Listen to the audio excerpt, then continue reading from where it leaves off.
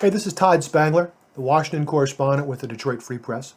It is Friday, September 25th, and I thought I would go over where the polls stand in Michigan a little more than 5 weeks before the general election. As everybody knows, Michigan was the closest state won by President Trump over Hillary Clinton in 2016.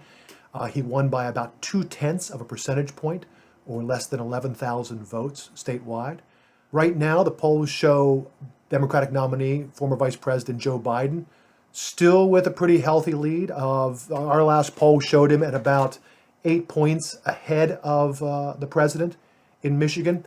Overall, the realclearpolitics.com average, which averages out polls giving weight to more recent ones, shows Biden with a lead of about 5 percentage points overall in Michigan. And frankly, most of the polls that have been taken recently show Biden, the Democrat, with a lead of somewhere between 5 and 8 points over President Trump in Michigan. That said, the president is still campaigning in Michigan. He was recently at an airport near Saginaw where he had a big rally.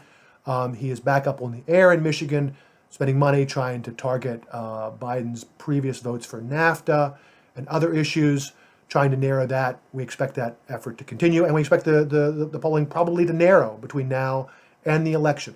Right now, though, Biden does seem to have a pretty solid lead. It is at 8 points. That is down from where it was in the summer. In the summer, at the height of the protests in Washington and elsewhere, including in Detroit, by Black Lives Matter protesters, protesting against police brutality against people of color, that number had ballooned to, in some polls, as large as 16.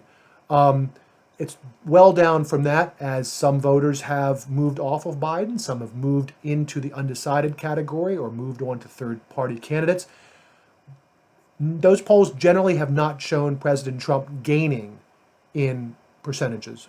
So right now, it looks like the president is still underwater in the polls in Michigan. 4 years ago at this point, he was trailing Hillary Clinton by about 4 points. That gap in the polls grew with Clinton building a lead and then shrunk back again just before the election to where Clinton was ahead by about 4 points going into Election Day. As I already said, Trump did end up narrowing that, bringing it down to 0.2 of a percentage point. It was essentially a tie. He won by 10,704 votes. And so this could continue to narrow, but right now, that's the state of the race.